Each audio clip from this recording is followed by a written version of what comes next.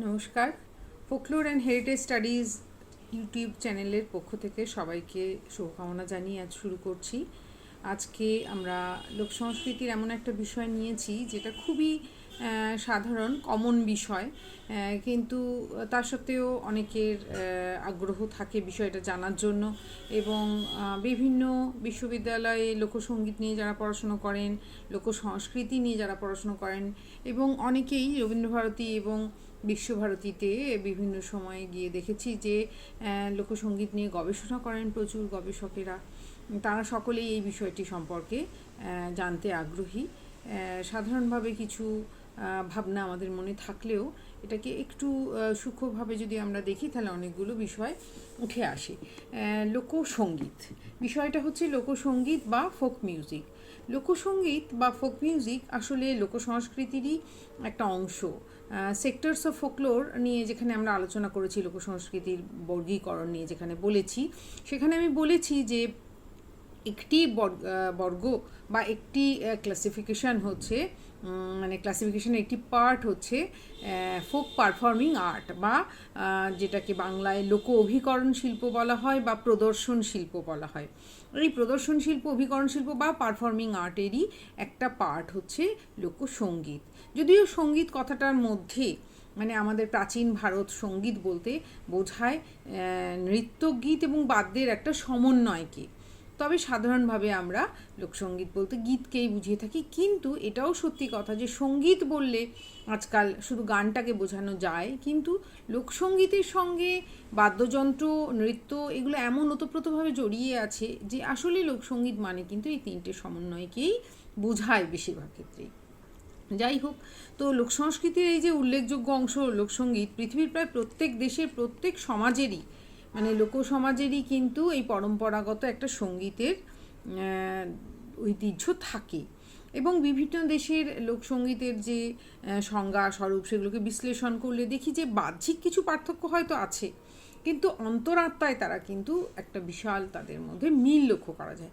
আমিও পৃথিবীর বেশ কয়েকটি দেশের লোকসঙ্গীত শুনেছি, সেই দেশে গিয়ে সেখানকার মানুষের কাছে, সাধারণ মানুষের গান শুনেছি, শুনে দেখেছি যে এমনকি সুরেও প্রচুর মিল রয়েছে। মালয়েশিয়াতে একটা গান শুনতে শুনতে আমার মনে হয়েছিল বাউল গানের সঙ্গে তার খুব মিল।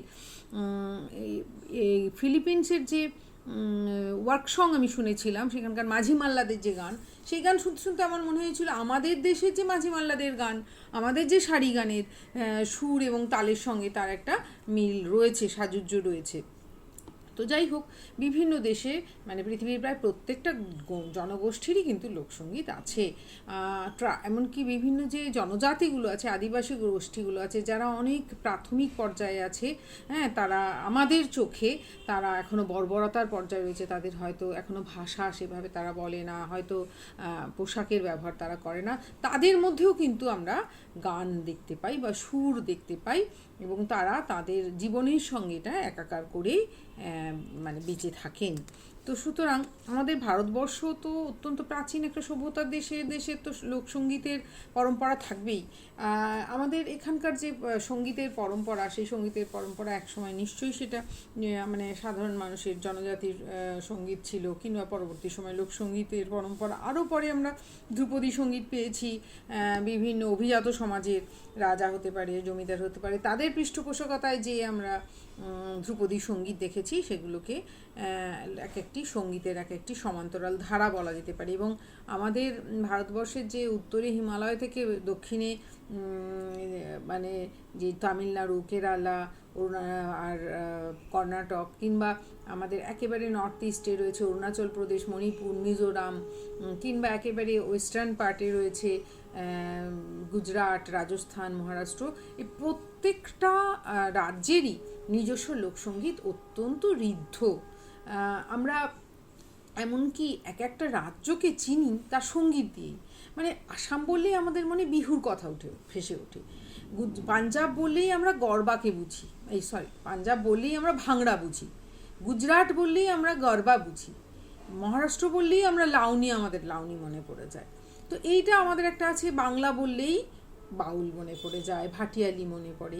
যাই হোক, এইভাবে বিভিন্ন রাজ্যের নিজস্ব লোকসঙ্গীত, তার যে পরম্পরা, তার একটা অন্যতম অংশ। তো আমরা তো আজকে সেই বিভিন্ন অঞ্চলে যে লোকসঙ্গীত সেটা নিয়ে আলোচনা করব না, বা আমাদের পশ্চিমবঙ্গের লোকসঙ্গীতের পরম্পরা যে কত ঋদ্ধ, 100-র ওপরে প্রায় সাংগীতিক ধারা রয়েছে, বিশ্বাস করা যায় না। আমি লোকসঙ্গীত কোর্স যখন করেছিলাম তখন আমি মানে ভাবতে পারিনি যে এত ধরনের লোকসঙ্গীত আসবে। আমি ভেবেছিলাম বোধহয় মূল ধারা তো আমাদের 4-5টা, হ্যাঁ, উত্তরে ভাওয়াইয়া, দক্ষিণ বা পূর্বে ভাটিয়ালি, এদিকে বঙ্গে রয়েছে বাউল, আর রয়েছে ঝুমুর পশ্চিম সীমান্ত বঙ্গে, এগুলোই মূল টিউন স্ট্রাকচার। কিন্তু ভাবতে পারিনি যে এইভাবে সেটা 100-র উপরে চলে যাবে সংখ্যাটা। হ্যাঁ, আরও অনেক ছোট ছোট ছোট ছোট বিভিন্ন লোকসঙ্গীতের ধারা বিভিন্ন অঞ্চলে রয়েছে। তো যাই হোক, কিন্তু আজকে তো আমরা বলবো লোকসঙ্গীত কাকে বলে। লোকসঙ্গীতের যে সংজ্ঞা, সেটা গোল্ডেন একটা সংজ্ঞা যারা অন্যরা দিয়েছেন সেই কথাগুলো 2-4টে কথা অন্তত বলা উচিত। The golden encyclopedia of music, এখানে যে সংজ্ঞাটা দেওয়া হয়েছে, সংজ্ঞাটা একটু বলি। আর song that has become so much a part of heritage of a group or nation that there is a feeling of common ownership. এটা একটু খুব গুরুত্বপূর্ণ কথা, কমন ওনারশিপ। একের সৃষ্টি সমষ্টির সম্পদে পরিণত হয়। হ্যাঁ, সোহাগ চাঁদ বদনী ধুনি নাচো তো দেখি, এই গানটা কে রচনা করেছে, কারা গেয়েছে প্রথম, বা কিভাবে কোন অঞ্চলেরই গান, সেইগুলো গৌণ হয়ে যায়। এটা যেন সমস্ত বাঙালির নিজস্ব গানে পরিণত হয়। তো এই common ownership, whether or not the composer is known, বেশিরভাগ ক্ষেত্রে কে রচনা করেছে কেউ জানে না। আর folk song usually deals with things of daily life, এবং তার বিষয়বস্তু একেবারেই আমাদের দৈনন্দিনতার সঙ্গে যুক্ত। এবং এই যে একের সৃষ্টি মানে সমষ্টি সম্পদে পরিণত, এই পয়েন্টটা কিন্তু অনেকেই বলে থাকেন, এবং তার যে সহজ সরল বক্তব্য, তার যে সহজ সরল ভাষা, আঞ্চলিক ভাষা, এগুলো অনেক ক্ষেত্রে the folk song is limited to the sentiments felt by the people who sing such songs, and the themes are only there of everyday experience. তাদের রোজকার জীবনের কথা সেখানে উঠে আসবে। অনেকে বলতেই পারেন যে কেন আধুনিক গানেও তো অনেক সময় আমরা রোজকার জীবন দেখে থাকি, কিন্তু লোকসঙ্গীতের মতো এমন করে যে জ্বলন্ত বাস্তব সত্যকে মানে একেবারে নদী মানে পথে ঘাটের বর্ণনা থেকে শুরু করে তার দৈনন্দিন যন্ত্রণা বঞ্চনা, কোথায় স্বামী মেরেছে, কোথায় সে খেতে পায়নি, কোথায় তার মানে অনাবৃষ্টি, কোথায় তার জীবনের অসংখ্য প্রত্যেক দিনের ছোট ছোট ছোট ছোট মুহূর্ত এই গানের মধ্যে খুব সুন্দরভাবে মানে চিত্রায়িত হয়। এবং সাধারণত লোকসঙ্গীতটা একটা নির্দিষ্ট অঞ্চলের মধ্যে সীমাবদ্ধ থাকে, অর্থাৎ সেটা একটা ভৌগোলিক অঞ্চলের একটা অংশ হয়ে থাকে। মানে যেমন আমি বলছি, আমরা ভাওয়াইয়া বলি উত্তরবঙ্গের কথা বুঝি। ভাওয়াইয়ার যে অঞ্চল সেটা মূলত জলপাইগুড়ি, কোচবিহার, দার্জিলিংয়ের একটুখানি সমতল অঞ্চল বলতে পারি, এদিকে দিনাজপুর এবং বাংলাদেশের রংপুর দিনাজপুর, এইটুকু অঞ্চলের মধ্যে মোটামুটি ভাওয়াইয়া সীমাবদ্ধ। দক্ষিণবঙ্গে কিন্তু ভাওয়াইয়া বহুদিন পর্যন্ত অশ্রুত ছিল। তো এইভাবেই মানে মানুষের যে কোনো জীবন জীবিকার সঙ্গে এবং তার প্রতিদিনের প্রয়োজনের সঙ্গে এই সঙ্গীত এমনভাবে ওতপ্রোতভাবে জড়িয়ে থাকে যে অনেক ক্ষেত্রে মনে হয় যে লোকসঙ্গীত তার যা কিছু অব্যক্ত মনোভাব তাকেই বুঝি প্রকাশ করে। এবং লোকসঙ্গীতের ইন্টারন্যাশনাল সাইক্লোপিডিয়া অফ মিউজিক অ্যান্ড মিউজিশিয়ানে সেখানে বলা হচ্ছে, folk music is the unconscious expression in melody of the racial feelings. একটা পুরো রেশিয়াল ফিলিংসের কথা বলছে, আনকনসাস এক্সপ্রেশন। অনেক সময় খেয়ালও থাকে না আমি কি বলছি, কিন্তু লোকসঙ্গীতের মধ্য দিয়ে তাদের অনেক ভয়েস উঠে আসে, যেটা আপাতভাবে আমাদের তাদেরকে মনে করি ভয়েসলেস, কিন্তু সেই ভয়েসটা তারা এই সঙ্গীতের মধ্য দিয়ে আনে। সেটা আমি আমার আলোচনার মধ্য দিয়েই বলবো। এক্ষুনি একটা কথা বলছি, যেমন একটা গান ঝুমুর গান আছে, সেই ঝুমুর গানটা যখন মানে মানে পুরুলিয়া ভাগ হয়েছিল, বিহারও নিতে চাইছিল না, পশ্চিমবঙ্গ নিতে চাইছিল না, সেই সময়ের গান এটা। সেখানে গানটায় বলছে, ঝুমুর গানটার ভাষাটা এরকম, একজন মানে নিরক্ষর সাধারণ লোকশিল্পী রচনা করেছেন। বেঙ্গল বলে তুই ছুটা, বিহার বলে দূর হটা, পুলুরলা কি ঝাঁপ দিবে জলে, বেঙ্গলি ভাই বিহারি ভাই দেনটুকু বলে। বলছি বাংলা বলছি তুই ছোট জাত, পুরুলিয়াতে যত সব ট্রাইবাল লোকজন থাকে ওরা কি অশিক্ষিত, বিহার বলে দূর হটো, বিহার বলছে ভাগ ভাগ, কিচ্ছু নেই, না আছে ইন্ডাস্ট্রি, না আছে চাষবাস, কিচ্ছু না, বৃষ্টি পড়ে না, কিছু না। এই জেলাটাকে নেওয়া মানে একটা বার্ডেন নেওয়া। তো সেই কারণে ও বলছে বেঙ্গল বলে তুই ছুট, বিহার বলে দূর হট, পুরুলিয়া কি ঝাঁপ দিবে জলে, তো আমরা কোথায় যাব, আমরা কি জলে ঝাঁপ দেবো, বেঙ্গলি ভাই বিহারি ভাই দেনটুকু বলে। তো এই যে তাদের অব্যক্ত প্রতিবাদ, তাদের রাগ, তাদের ক্ষোভ, তাদের যা কিছু, তারা যে চিঠি কাকে লিখতে হবে, সেই চিঠি কোথায় লিখতে হবে, বাংলায় লিখবে কি ইংরেজিতে লিখবে, কিছুই তারা জানে না। তো তাদের সেই যে রাগের কথা, তাদের যে ক্ষোভের কথা, সেটা কিন্তু তারা তাদের এইভাবে গানের মধ্য দিয়ে প্রকাশ করছে। হ্যাঁ, তো এই গানগুলো সেই কারণেই বলা হচ্ছে যে folk music is the unconscious expression in melody of the racial feelings, character and interest of the people. It is the music created without benefit of scientific training by the common people or peasantry. এবং আশুতোষ ভট্টাচার্য কলকাতা বিশ্ববিদ্যালয়ের যখন বাংলা বিভাগে প্রথম লোকসাহিত্য special paper খোলা হয়, তখন তিনি অধ্যাপক হিসেবে ছিলেন এবং তার যে 6 ভলিউমে লোকসাহিত্য গ্রন্থ, সবাই মোটামুটি লোক সংস্কৃতি চর্চার সঙ্গে যারা যুক্ত আমরা সবাই জানি সেই গ্রন্থের কি মহিমা। তো সেই লোকসাহিত্য মানে গ্রন্থে তিনি বলছেন যে লোকসঙ্গীতের একটি প্রধান বিশেষত্ব এই যে কোনো দেশে কোনো কালেই লোকসঙ্গীত অনুশীলনের কোনো বিধিবদ্ধ ব্যবস্থা থাকে না। কিভাবে ইহা রচনা করিতে হয়, কিভাবে ইহাকে স্মৃতিপথে রক্ষা করিতে হয়, কিংবা কিভাবে ইহার সুর ও তাল শিক্ষা লাভ করিতে হয়, তাহার সুনির্দিষ্ট প্রণালী নাই। যাহারা ইহা আয়ত্ত করে স্বভাবদত্ত ক্ষমতার গুণে কেবলমাত্র কানে শুনিয়াই তাহা আয়ত্ত করে থাকে। অর্থাৎ বলছে যে লোকসঙ্গীতের কোনো বিধিবদ্ধ নিয়ম নেই। ওই যে ধাগা বেঁধে মানে গুরুর কাছে নাড়া বেঁধে সঙ্গীত শিক্ষা সকালে উঠে প্র্যাকটিস করা কিংবা একটা ইনস্টিটিউশনে গিয়ে শেখা তা নয়। সে তার পরিবেশ থেকে শিখছে, সে তার পরিজনদের থেকে শিখছে। হ্যাঁ, এবং কিভাবে গানটা সে রচনা করছে সে নিজেও জানে না। অর্থাৎ সব কিছুই খুব সহজ, স্বাভাবিক এবং সহজাত। তো এই মানে একটা হচ্ছে ব্যাকরণ বহির্ভূত, একটা হচ্ছে প্রথাগত শিক্ষা প্রণালী থেকে দূরে, একটা হচ্ছে স্মৃতিবাহিত, স্বতঃস্ফূর্ত, সহজাত, শ্রুতি নির্ভর, অনেকগুলো বিষয় এর মধ্য থেকেই আমাদের কাছে উঠে এলো। এমনকি আমেরিকাতেও সেখানে the Grove concise dictionary of মিউজিকে বলা হচ্ছে folk music normally exist in oral tradition being taught and learned by word of mouth without the use of written music. সেখানেও পর্যন্ত লোকসঙ্গীতের যে ওরালিটি, তার যে মুখে মুখে সেটা বাহিত হচ্ছে এক পরম্পরা থেকে, এক প্রজন্ম থেকে অন্য প্রজন্মে, এই বিষয়টা কিন্তু আমেরিকা থেকেও স্বীকৃত হয়েছে। সঙ্গীত বিশেষজ্ঞ সুকুমার রায়, ইনি সত্যজিতের বাবা, আমাদের বিখ্যাত সাহিত্যিক সুকুমার রায় নন, ইনি একজন লোকসংস্কৃতি বিশেষজ্ঞ। যারা সঙ্গীত নিয়ে কাজ করেন তারা জানেন যে পণ্ডিত সুকুমার রায় তার লোকসঙ্গীত জিজ্ঞাসা গ্রন্থে বলছেন, লোকসঙ্গীত অর্থাৎ সভ্য জগতের সঙ্গে সংযুক্ত গ্রামীণ সমাজের গান, বিশেষ করে কৃষিজীবী, শ্রমজীবী মানব গোষ্ঠীর গান, যে গান অনেক যুগ ধরে মুখে মুখে গড়িয়ে এসে আমাদের দেশে আজ এক বিশেষ শ্রেণীর সঙ্গীত রূপে পরিগণিত।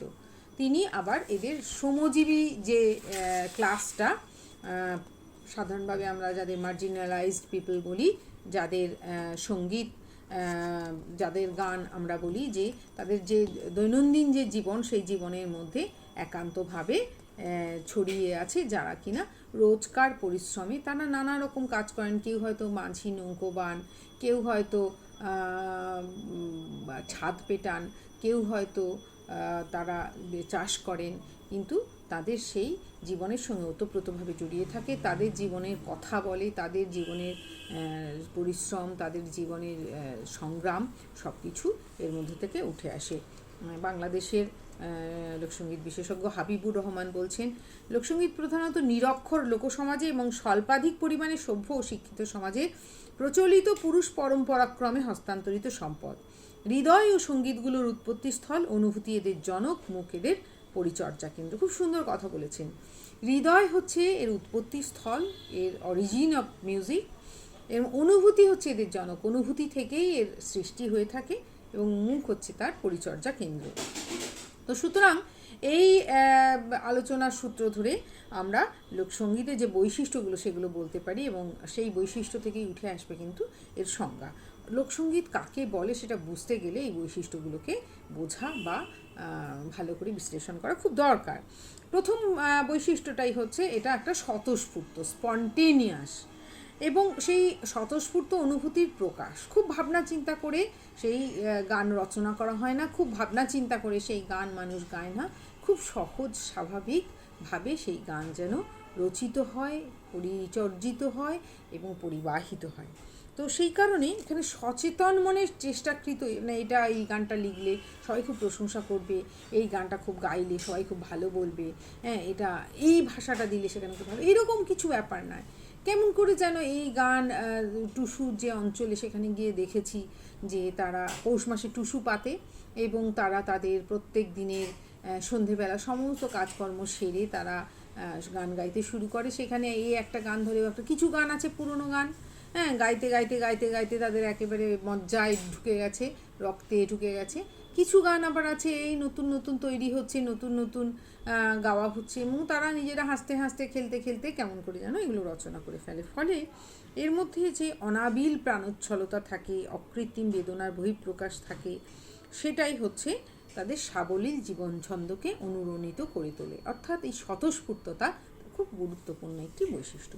দ্বিতীয়ত, এগুলো সাধারণত দীর্ঘকাল ধরে এগুলো স্মৃতি এবং শ্রুতিবাহিত হয়েছে। শ্রুতি মানে কানে শুনে শুনে, এমনকি বাউল গানের যিনি খুব বড় মানুষ লালন ফকির, যাকে আমরা বলে থাকি, লালন ফকিরের গানগুলি যে অসাধারণ মানবতার কথা বলে, অসাধারণ ধর্মীয় সমস্ত গোঁড়ামির ঊর্ধ্বে উঠে কথা বলে, সেই লালন ফকিরের গানগুলো লালন ফকির কোনো খাতায় লেখেননি। তিনি কিন্তু মানে নিরক্ষর মানুষ ছিলেন, তিনি মুখে মুখে রচনা করেছেন, তার যারা অনুগামী তারা সেই গান শুনে শুনে মনে রেখেছে। পরবর্তী সময়ে কেউ কেউ কিন্তু এই গানগুলোকে লিপিবদ্ধ করেছে, কিন্তু সাধারণ দীর্ঘকাল ধরে কিন্তু এই যে ইয়েগুলো লোকসঙ্গীতের বিভিন্ন যে গান আমরা প্রচলিত দেখি, এর একটা বড় অংশই কিন্তু স্মৃতিবাহিত এবং শুনে শুনেই মানুষ মনে রেখেছে। হ্যাঁ, তো সুতরাং এবং এটা সারা পৃথিবীর সমস্ত সঙ্গীত আলোচনা গ্রন্থেই কিন্তু এই ব্যাপারটা বলা হয়েছে যে লোকসঙ্গীত হচ্ছে কখনোই তার লিখিত ফর্মটা আগে ছিল না। আজকের দিনে হ্যাঁ মানুষের মধ্যে সাক্ষরতা অনেক বেশি ছড়িয়ে পড়ছে, সুতরাং লোকসঙ্গীত শিল্পী যারা তারাও কিন্তু এইগুলো করছেন, মানে গানগুলো লিখে লিখে রাখছেন, মনে করছেন। বিশেষ করে তারা তো শিল্পী, তারা তো সহজাত জীবন ছন্দে গানটা গান না, যে মাঠে কাজ করতে করতে যিনি গান গাইছে তিনি খাতা দেখে গান গাইবেন না, যিনি নৌকো চালাতে চালাতে গান গাইছেন তিনি খাতা দেখে গান করবেন না, যে টুসু বা ভাদু পুজোতে মেয়েরা গান গাইছে সমবেতভাবে সেই গান কিন্তু খাতা দেখে গাওয়া হবে না। যে শিল্পী তিনি হয়তো খাতায় লিখে গান গাইবেন, তার হয়তো ওটা পেশা। তো যাই হোক, তো আপাতভাবে আমরা এই বৈশিষ্ট্যটাকেও মনে রাখবো যে লোকসঙ্গীত সাধারণত স্মৃতি এবং শ্রুতিবাহিত। তৃতীয়ত, লোকসঙ্গীত যেটা বলা হচ্ছে যে মৌখিক ধারায় বাহিত, সেটা তো বললামই, কিন্তু যেটা আরেকটা গুরুত্বপূর্ণ বিষয় হচ্ছে যে সেটা নিত্য পরিবর্তনশীল। হ্যাঁ, তার কথা মুখ থেকে মুখে হস্তান্তরিত হতে হতে চেঞ্জ হয়ে যায়, এক অঞ্চল থেকে অন্য অঞ্চলে যেতে যেতে তার সুর পাল্টে যায়। অনেক সময় দেখা যাচ্ছে যে তার গানের মধ্যে ছোট ছোট ছোট ছোট বিভিন্ন ডিফারেন্স হয়ে যাচ্ছে। সেই ডিফারেন্সটা এই কারণেই যে বেশিরভাগ ক্ষেত্রে সেটা মৌখিক ধারায় পরিবাহিত, সুতরাং স্মৃতিবাহিত জিনিস অনেক সময়ই বিচ্যুত হয়ে থাকে।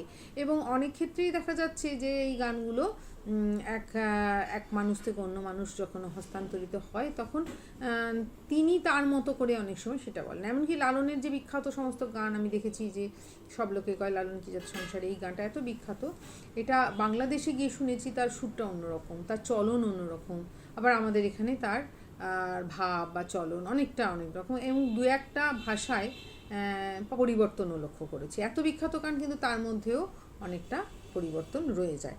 তো এই যে কিন্তু এর জন্য কিন্তু রবীন্দ্রনাথের একটা গানের একটা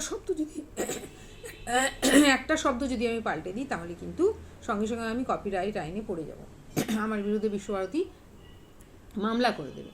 কিন্তু এই গানগুলোকে যে যার ইচ্ছা মতো কত না কত মানে পাল্টে ফেলে, কিংবা বিভিন্ন ধরনের স্বাধীনতাও নেয়, কখনো তার বাদ্যযন্ত্রে, কখনো তার পরিবেশনায়, কোনো অংশে নানা রকম হাইমস তার মধ্যে ঢুকিয়ে দেওয়া হয় আকর্ষণীয় করার জন্য, বা যারা নিজেরা গান গ্রাম গ্রামান্তরে যারা তাদের জীবনচর্যার সঙ্গে গানগুলো গাইছেন, তারাও তাদের অনেক সময় স্মৃতি ভ্রমের কারণে তাকে পাল্টে ফেলেন। তো এটা এই পরিবর্তনটা কিন্তু স্বীকৃত। এছাড়া আরেকটা বিষয় হচ্ছে যে এই সমস্ত যে গানগুলো, সেই গানগুলোর একটা বড় অংশই কিন্তু একটা নির্দিষ্ট পারপাস বা একটা ইউটিলিটি থাকে। লোকসঙ্গীতের আমাদের যে আর্টের শিল্পের জন্যই শিল্প, যেটা আমরা অভিজাত সমাজে বলে থাকি, অভিজাত সংস্কৃতি বলে, তথাকথিত অভিজাত, সেটা কিন্তু লোকসঙ্গীতের ক্ষেত্রে সেটা হয় না। সেখানে একটা জিনিস লক্ষ্য করা যায় যে প্রত্যেকটা গানেরই কিন্তু কোনো না কোনো একটা পারপাস আছে নির্দিষ্ট। তার যেমন ভাদু পুজোর সঙ্গে ভাদু গান জড়িত, যেমন টুসু পুজোর সঙ্গে টুসু গান জড়িত, যেমন বাউল সম্প্রদায় নিজেদের ধর্মীয় যে ভাব চেতনাধারা, সেই চেতনাধারাকে প্রকাশ করার জন্যে বাউল গান গেয়ে থাকেন।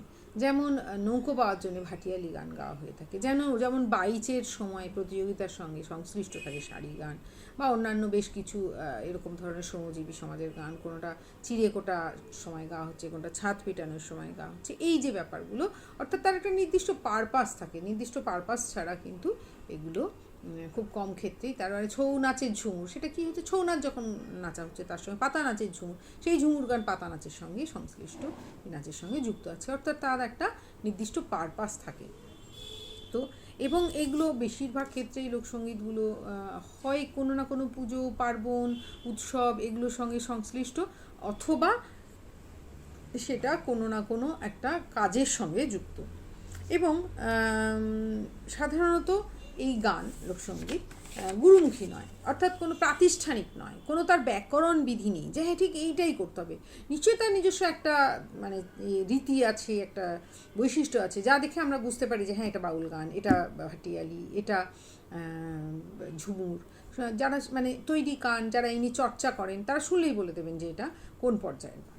কিন্তু তা সত্ত্বেও কিন্তু তার ওরকম বিধিবদ্ধ নিয়ম নেই যে ক্লাসিক্যালে যেরকম রাগের ক্ষেত্রে যেরকম বা রবীন্দ্রসঙ্গীতের ক্ষেত্রে যেরকম তার সুনির্দিষ্ট সুরকে ফলো করতে হবে, তার সুনির্দিষ্ট একটা কাঠামোকে ফলো করতে হবে, তাকে ইচ্ছা মতো পরিবর্তন করা যাবে না। কিন্তু সেই স্বাধীনতাটা এখানে আছে, এবং এটা যেহেতু ইনস্টিটিউশনাল একটা শিক্ষা নয়, গুরুমুখী নয়, গুরু নিশ্চয়ই থাকবেন, কিন্তু বিষয়টা এত রিজিড নয়।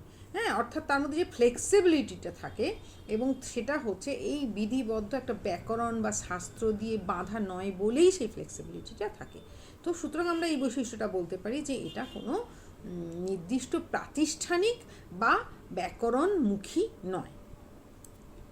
আরেকটা খুব গুরুত্বপূর্ণ বৈশিষ্ট্য হচ্ছে, সেটা প্রথমেই বলছিলাম, যে আঞ্চলিকতা। লোকসঙ্গীতের যে রিজিওনালিটি বা আঞ্চলিকতা, এটা কিন্তু খুব ভালো করে বোঝার দরকার। প্রত্যেকটা সঙ্গীত তার একটা নির্দিষ্ট ভৌগোলিক পরিবেশের কারণে গড়ে ওঠে।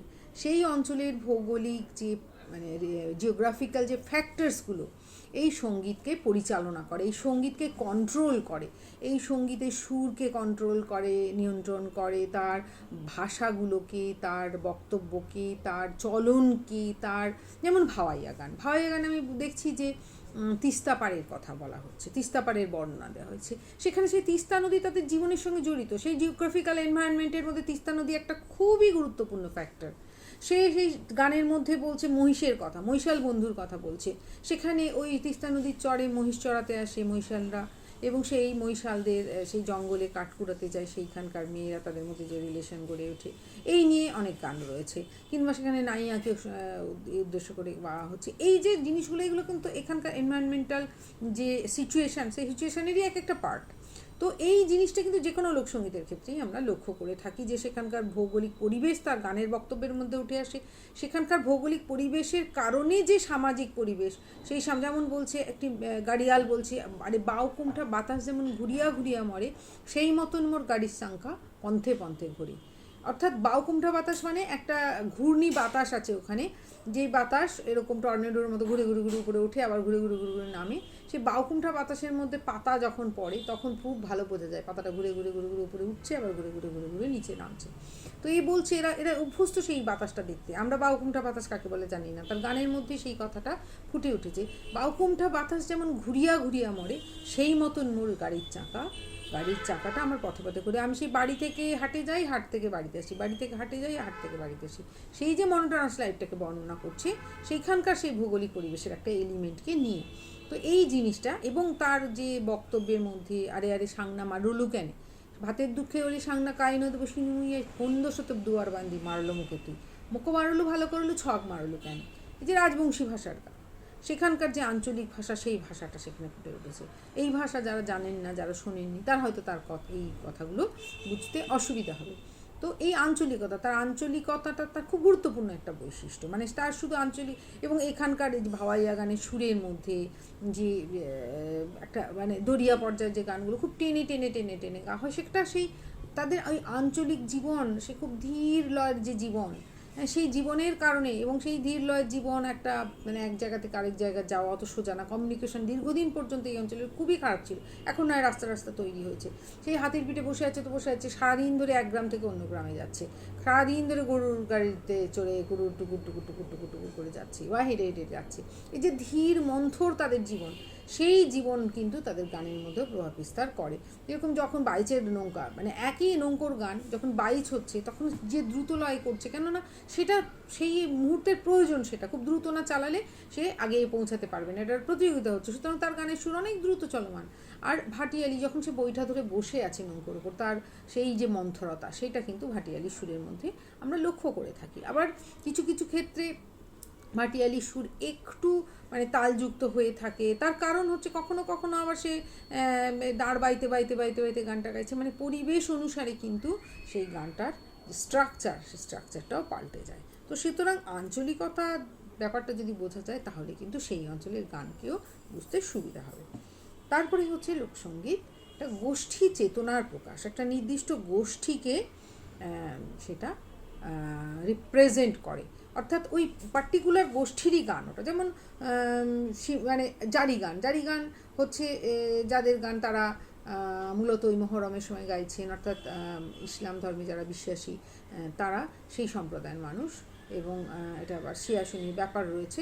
তো এই সে তার মধ্যে আমি ঢুকছি না, কিন্তু এই যে ব্যাপারটা যে এটা একটা বেশ নির্দিষ্ট গোষ্ঠীর গান, ঠিক সেরকম একইভাবে যেমন আমাদের পশ্চিম সীমান্তবঙ্গে ঝুমুর গানটা গাইছে যারা, মূলত ওই যে কুর্মি, মাহাতো, সেই অঞ্চলের যারা স্থানীয় মানুষ, যারা ভূমিপুত্র, যারা সন অফ দ্য সয়েল, তারা গাইছেন, বা ওখানকার অন্যান্য যে জনগোষ্ঠী রয়েছে সেই জনগোষ্ঠী, যে পাতা নাচের গান, এটা সাঁওতালরা গাইছে।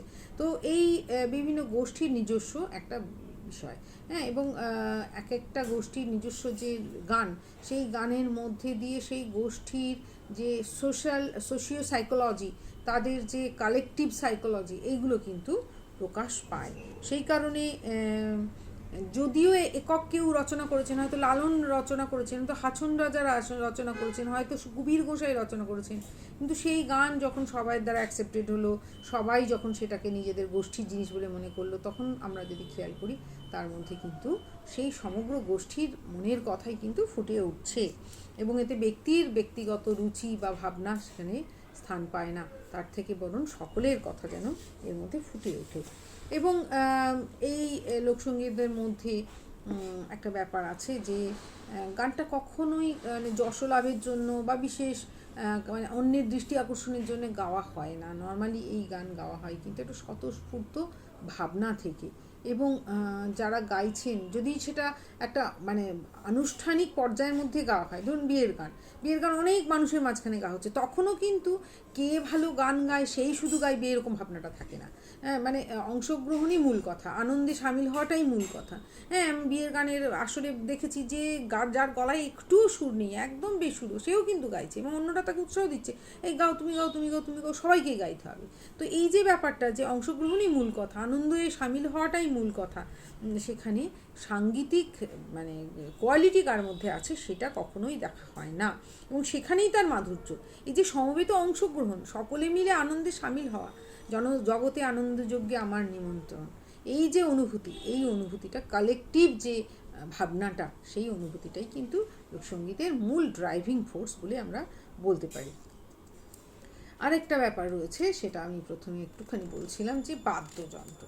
যে আমরা মানে আমাদের শাস্ত্রগ্রন্থে জানি যে সঙ্গীত কাকে বলছে, সেখানে তার সংজ্ঞায় বলা আছে গীতং বাদ্যং তথা নৃত্যং ত্রয়ং সঙ্গীতম উচ্চতে। অর্থাৎ গীত, বাদ্য আর নৃত্য মিলিয়ে সঙ্গীত হয়। কিন্তু আমরা এখন সাধারণভাবে সঙ্গীত বলতে গানকে, শুধু গানের অংশটুকুই বুঝি। হ্যাঁ, তো মানে তার বাদ্য আর নৃত্য অত কম্পালসারি হয় না। কিন্তু লোকসঙ্গীতের ক্ষেত্রে যেমন বাউল বললে কিন্তু, বাউল গান বললে কিন্তু শুধুমাত্র তার টেক্সটটুকু নয়, বাউল মানে কিন্তু তার এই নির্দিষ্ট সুর, ওই একটা জব্বা অথবা ওই গেরুয়া পোশাক পরা একটা মানুষ, তার হাতে একটা একতারা থাকবে বা একটা গুবগুবি থাকবে, অর্থাৎ কিনা এই সব মিলিয়ে কিন্তু বাউল গান। হ্যাঁ, এই যে একটা সমন্বয়, এটা কিন্তু গানের, এই লোকসঙ্গীতের একটা বৈশিষ্ট্য। সেখানে আমি যদি বলি ঝুমুর গান, তার মানে কিন্তু মাদলের কথা ভাবছি, তার মানে ঘুঙুর বাজবে, তার মানে বাঁশি বাজবে। যদি আমি বলি সারি গান, তাহলে কিন্তু সেখানে ঢোল বাজবে, কাঁসি বাজবে। অর্থাৎ তার এই কিছু কিছু মানে এক একটা গানের সঙ্গে, যেমন ভাওয়াইয়া গানকে বলা হয় দোতরার গান। হ্যাঁ, দোতরার গান বলা হচ্ছে, শুধু ভাওয়াইয়া গান না বলে, কেননা ভাওয়াইয়া সেখানে অবিচ্ছেদ্য একটা অংশ। তো লোকসঙ্গীতের প্রত্যেকটা লোকসঙ্গীতের ক্ষেত্রেই তার একটা নির্দিষ্ট বাদ্যযন্ত্র তার একটা অবিচ্ছেদ্য অঙ্গ হয়ে থাকে। সুতরাং এটা একটা খুব গুরুত্বপূর্ণ বৈশিষ্ট্য, যে লোকসঙ্গীতের একেবারে অবিচ্ছেদ্য অংশ হচ্ছে তার বাদ্যযন্ত্র। আচ্ছা, আরেকটা বৈশিষ্ট্য বলি, যে অনেক ক্ষেত্রেই কিন্তু দেখি যে লোকসঙ্গীতের এই নৃত্য থাকে। যেমন বাউল গান বললাম, যে মানে বাউল যতক্ষণ না নিচে নিচে গানটা গাইছেন, যেন গানের মধ্যে প্রাণ থাকে না। যতক্ষণ না ঝুমুর গান, এই যে পাতা নাচের ঝুমুরকে যদি মুখে দাঁড়িয়ে দাঁড়িয়ে গায়, ততক্ষণ কিন্তু এর মূল প্রাণটা বোঝা যায় না। যখন সে সবাই মিলে নিচে নিচে বাজনা বাজিয়ে পাতা নাচের ঝুমুর গায়, তখন কিন্তু যে দাঁড়িয়ে থাকে সেও দাঁড়িয়ে থাকতে পারে না, তার শরীরেও ওই দোলনটা এসে যায়, ওই ছন্দটা এসে যায়, তার মনের মধ্যেও কিন্তু ওই ছন্দটা তখন ধীরে ধীরে ধিমি ধিমি বল তুলতে থাকে। এটাই হচ্ছে এই লোকসঙ্গীতের বৈশিষ্ট্য। এবং সবথেকে গুরুত্বপূর্ণ যে বিষয়টা, সেটা হচ্ছে বিষয়বস্তু। মানে ওই সমাজের মানুষের দৈনন্দিন দুঃখ, যন্ত্রণা, হতাশা, আশা, কল্পনা, ছোট্ট ছোট্ট রাজনৈতিক বিভিন্ন ঘটনা, ধর্মীয় বিভিন্ন অনুষঙ্গ, অর্থনৈতিক অবস্থার বিভিন্ন মানে পর্যায়, এবং তারা তাদের জীবনের প্রতিবাদ, তাদের তাদের আনন্দ, তাদের সুখ, সব কিছুই এর মধ্যে ফুটিয়ে তোলে। অর্থাৎ ওই নির্দিষ্ট সমাজের, ওই নির্দিষ্ট অঞ্চলের একটা সামগ্রিক চিত্র ওই অঞ্চলের গানের মধ্যে পাওয়া যায়। এটা খুবই একটা সুন্দর জিনিস, যে আমরা যদি যেটা মানে তথাকথিত ধ্রুপদী সঙ্গীত, কাব্যগীতিতে মানে একটা বিশেষ ভাবনা থেকে যিনি রচনা করছেন তার ভাবনা, তিনি যদি খুব হতাশাবাদী কবি হন, তার সব গানে সেই হতাশার সুর শোনা যাবে, এবং একটা বিশেষ ক্লাসের যেন মধ্যে সেটা সীমাবদ্ধ হয়ে যায়। কিন্তু লোকসঙ্গীত ওই সমগ্র অঞ্চলের পরিবেশকে চিত্রিত করবে গানের কথার মধ্যে, সেই অঞ্চলের মানুষের আনন্দকে চিত্রিত করবে, কোনো গানের মধ্যে রাগ, ক্ষোভ, প্রতিবাদ সব কিছু মিলিয়েই সেই গান হয়। অর্থাৎ তার যে বিষয়বস্তু, সেটার মধ্যে সমস্ত, একেবারে সমস্ত কিছুই চিত্রিত হয়। ফলে লোকসঙ্গীতের যে মানে আবেদন, সেই আবেদনটা কিন্তু অনেক বেশি মানুষের কাছে ফুটে ওঠে। এবং আমরা যখন শহরবাসী হয়ে যাই, যখন আমাদের কাছে কিছু কিছু গানকে মনে হয় এগুলোই বুঝি আসল রুচির পরিচায়ক, তথাকথিত সংস্কৃতির পরিচায়ক, হ্যাঁ, রবীন্দ্রসঙ্গীত গাইতে হবে, আধুনিক গাইতে হবে, নজরুল গীতি গাইতে হবে, কিন্তু তখনও অন্যমনস্ক অবস্থায় কিন্তু এই গানই আমাদেরকে আমার মূলে পৌঁছে দেয়, আমার শিকড়ে পৌঁছে দেয় অনেক দিন পর্যন্ত। এবং এই এই আরেকটা পয়েন্ট খুব গুরুত্বপূর্ণ, সেটা হচ্ছে লোকসঙ্গীতের যে কনটেক্সট, সেটাকে বুঝতে হবে। তার যে টেক্সট, অর্থাৎ তার বাণী, সেই বাণীর মধ্যে অনেক কথা বলা থাকে। এই যে বিষয়বস্তুগুলো বললাম, সেটা নিশ্চয়ই সে তার রাগ, ক্ষোভ সব কিছুই তার মধ্যে আছে, কিন্তু সেই বাণীকে ছাপিয়ে যায় তার কনটেক্সট। সেই কনটেক্সট থেকে তাকে যদি তুলে আনা হয়, তাহলে কিন্তু তার অনেকটাই মানে মাঠে মারা যায়। কীরকম, যেমন একটা বাউল গান আমি যখন রেডিওতে শুনি বা টিভিতে শুনি, হয়তো ওরকমভাবে আমার মনের মধ্যে এটা মানে তোলে না। অনেক সময় আমার ছোটোবেলায় মনে আছে যে মানে কোনো কোনো গান শুনলে ফটাস করে রেডিও বন্ধ করে দিতাম। আমার বাবা একটা কথা খুব বলতেন, যে যখন কোনো একটা গান চলছে, মাঝপথে সেটা বন্ধ করতে নেই, তাহলে সেই গায়ককে অসম্মান করা হয়। তোমার গানটা যদি ভালোও না লাগে, গানটা শেষ হতে দাও, শেষ হলে তারপরে বন্ধ করো।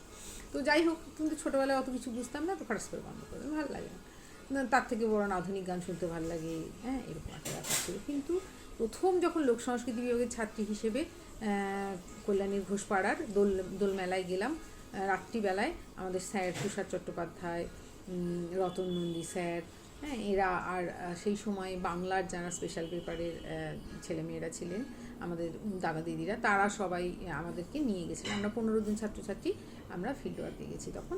তো সেই রাত্রিবেলা বাউলের আসরে আমাদেরকে নিয়ে গিয়ে বসিয়েছে, তখন প্রায় 12:30 একটা হবে কি আরও বেশি রাত হবে। তো সেখানে একটা গান ধরেছে, কি মজা লাগলো রে সাধুর বাজারে একজন গান হচ্ছে। গানটা আজও আমার মনে আছে, কেননা গানটা শুনে আমার গায়ে কাঁটা দিয়েছিল। অদ্ভুত একটা মানে অনুভূতি, সে আমি বোঝাতে পারবো না। মানে বাউল গান যে এরকম হয়, মানে সে আসর ছেড়ে আসতে পারছি না, তারপরে কত গান শোনা গেছে, রাত 2:30 পর্যন্ত আমরা গান শুনে ফেলেছি। স্যার এবার ফিরে যেতে বলছেন, কিন্তু উঠতে ইচ্ছা করছে না। সেদিন প্রথম বুঝেছিলাম যে আসরে বসে বাউল গান শোনা আর ওই টিভি রেডিওতে শোনা গানের মধ্যে আকাশ আর পাতালের পার্থক্য, একেবারেই আলাদা হয়ে যায় অনুভূতিটা। যখন মানে উত্তরবঙ্গের ক্ষেত্র গবেষণায় গিয়ে ধলুয়া বাড়ির পাটিশিল্পের উপরে ফিল্ড ওয়ার্ক করতে করতে গান শুনেছিলাম, সেই গান আজও মনে অনুরণিত হয়। সেই পাটি শিল্পীর এক বাড়ির বউ বাচ্চা 16-17 বছর একটা মেয়ে গান গেয়েছিল, আমার নাইওর নাই রে, সেই গানের আজও যেন শুনতে পাই গানে।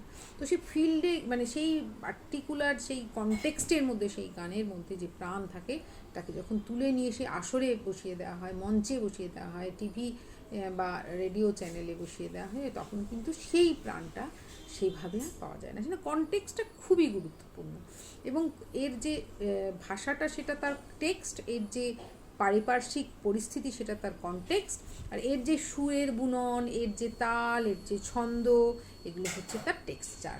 তো লোকসঙ্গীতের এই টেক্সট, কনটেক্সট, টেক্সচার তিনটেই গুরুত্বপূর্ণ। আমি শুধু খাঁচার ভিতর অচিন পাখি কমনে আসে যায়, তারা ধরতে পারলে মনে বেরিয়ে দিতাম পাখির পায়, এইভাবে যদি তার ভাষাটাকে বলে যায়, সেটা টেক্সটটাকে বলা হয়, সেটা তার গানের প্রান্ত নয়, শুধু কাঠামোটুকুকে বলা হয়। আবার তার যে সুর, সেই সুর করে আমি গান গাইছি, তাহলে আমি তার টেক্সচারটাকে দিলাম। কিন্তু যখন ওই যে রাঙামাটির পথে ওই হাতে গুবগুবি কিংবা একতারা নিয়ে নেচে নেচে বাউল মানে গাইছে গানটা, তখন হচ্ছে তার একই সঙ্গে আমি টেক্সট, কনটেক্সট এবং টেক্সচারকে পেলাম, এবং তখনই কিন্তু তার পুরো গানের যে আসল রূপটাকে পেলাম। তো সুতরাং লোকসঙ্গীত হলো সুদীর্ঘকাল ধরে ঐতিহ্য, পরম্পরায় ঐতিহ্য থাকবে, এটা খুব গুরুত্বপূর্ণ একটা বৈশিষ্ট্য। যে লোকসঙ্গীত, যে কোনো লোকসঙ্গীত, তার নির্দিষ্ট একটা শৈলী থাকবে, ওই শৈলী অনুসারেই সে, আমি বললাম যে সেটা ব্যাকরণ দ্বারা আবদ্ধ নয়, সেটা কোনো গ্রন্থ দ্বারা নির্দিষ্ট নয়, কিন্তু তার ওই শৈলীটাই তাকে কিন্তু চিনিয়ে দেবে যে এটা বাউল গান, এটা ঝুমুর গান, এটা এই শৈলীটাই সে পরম্পরায় হস্তান্তর করে। তো এবং তার এই ঐতিহ্যানুসারী হচ্ছে এই শৈলী। তো ঐতিহ্য পরম্পরায় মৌখিক ধারায় স্মৃতি ও শ্রুতিকে অবলম্বন করে মূলত গ্রামকেন্দ্রিক কৃষিভিত্তিক লোকসমাজের স্বতঃস্ফূর্ত অনুভূতির অসচেতন সাংগীতিক প্রয়াস। অনেকে বলবেন যে গ্রামকেন্দ্রিক আর কৃষিভিত্তিক এই ব্যাপারগুলোটা, এই জিনিসগুলো কি মানে সবটাই প্রযোজ্য?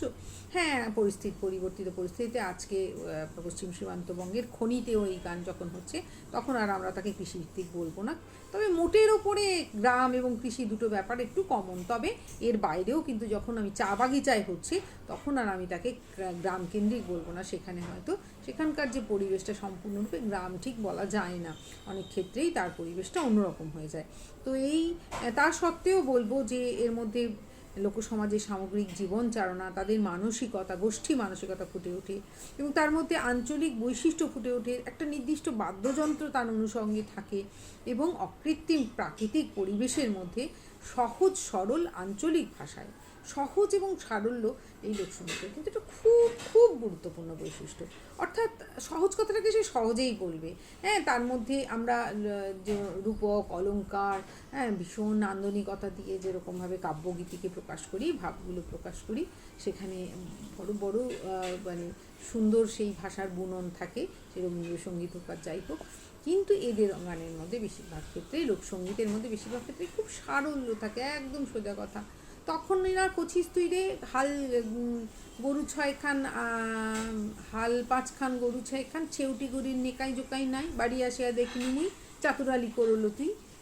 মানে বলছে যে তুই তখন বলি আমার তোর বাড়িতে এতগুলো গরু আছে, মানে এতগুলো এই আছে ওই আছে সেই আছে, বাড়িতে এসে দেখলাম কিচ্ছু নাই, তোর বাড়ি চাল ফুটো। এই সোজা কথা, সোজা সাপটা, আমার বাড়ি গেলে রে মাঝে বইতে দিমু পিড়া, খাইতে দিমু তোমায় আমি শালি ধানের চিরা নারে পিমুই ধানের খই, গাছে আছে সবজি কলা, কামছা পাইতাতে, সারি গানে বলছে। যে আমার বাড়িতে গেলে তোমাকে এই জিনিস খেতে দেবো, বিশাল বড় লিস্ট, তুমি কিন্তু যাবে, অবশ্যই কিন্তু আসতে হবে। হ্যাঁ, সেই খাওয়ার লোভে লোভেই অন্তত যেন এসে পৌঁছাও। এই জন্য সংলাপ বলছি, হ্যাঁ একদম। মানে সেই কারণেই বললাম যে একটা অসচেতন প্রয়াস, মনের কথাটা সহজ করে বলা এবং নিজের ভাষায় বলা, এটাই হচ্ছে লোকসঙ্গীতের মূল কথা। যে আমার নিজের চারদিকের যে প্রকৃতি পরিবেশ, তাকে নিয়ে বাঁচার যে জীবন, আমার মূলের সঙ্গে জুড়ে থাকা যে জীবন, সেখানকার যে সহজ সরল ভাষা, আমার যে সংহত একটা গোষ্ঠী জীবন, সেই জীবনের কথাকে আমি আমার যে গানের মধ্য দিয়ে প্রকাশ করি, সেটাই আমার নিজের গান, মাটির গান, লোকগান বা লোকসঙ্গীত।